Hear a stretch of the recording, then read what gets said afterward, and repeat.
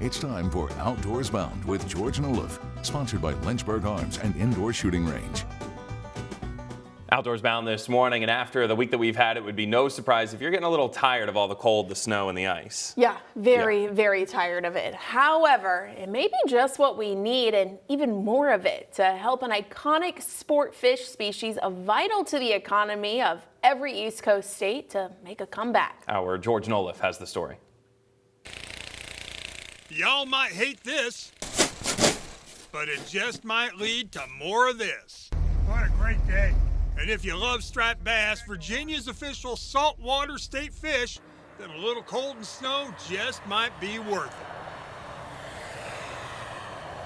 it. In the bag. In the net. We got her. That's because cold, wet winters correlate to good striper spawns in the Chesapeake Bay. The Chesapeake is home to 70 to 90% of all the striped bass hatched in the Atlantic.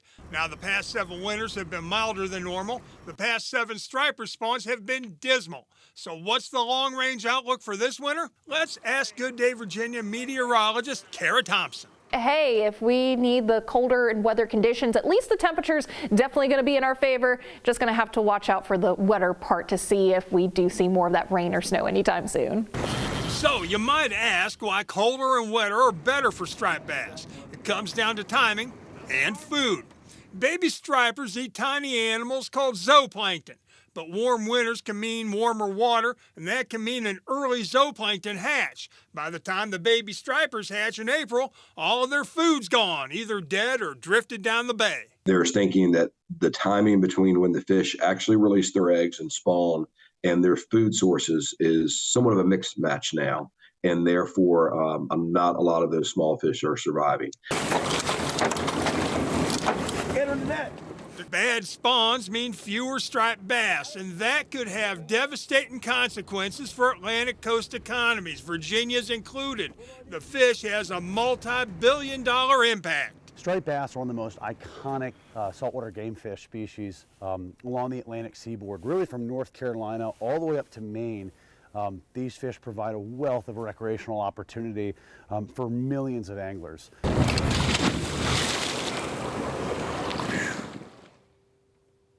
How y'all doing, folks? As numbers decline, fisheries managers are really trying to preserve Atlantic striped bass through tighter harvest and fishing regulations. However, they say what they really need are consistently good spawns, and cold, wet winter weather could help create the conditions needed for that. I ain't gonna lie, this weather sucks. Yeah, but it's good for the fish, right? And this is something that have we seen it before? Yeah, sort of. You know, back in the late 70s and into the 80s, you had multiple poor spawns. That combined with overfishing, habitat loss, that led to almost complete collapse of the Atlantic striped bass population.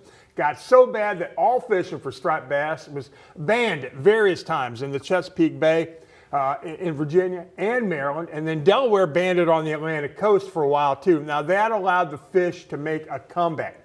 Fisheries managers are now taking action before it gets that bad again. They do not want to see that because it got risky the last time. Right. They say they could use a big assist from Mother Nature with snow and ice and cold. Yeah, all right. Well, hopefully they've been happy this week, and let's bring it over to Mother Nature herself, because I think she has some good news for spawns. Yeah, I was going to say, they're probably loving this weather in a sense, as we're going to remain cold even as we head into the upcoming week, so we're going to have to bundle up.